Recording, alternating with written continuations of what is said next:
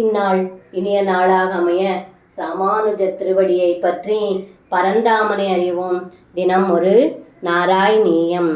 புவனத்ரயபார ப்ருதோ பவதோ குருபார விகம்பி விஷ்ரும்பி ஜலம் பரிமஜ்ஜயதி ஸ்மதனுசதகம் தடினி ஜடிதி ஸ்புடகோஷபதி.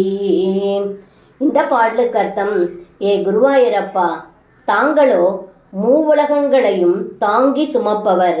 அப்படி இருக்க தாங்கள் யமுனை மடுவில் குதித்ததும் தங்களுடைய கனத்தால் அம்மடுவில் இருக்கும் நீரானது உயரக் கிளம்பி 100 வில்லிடை அளவு கரையில் விழுந்து முழுகியது என்று இந்த பாடலில் பட்டத்ரி சொல்கின்றார்.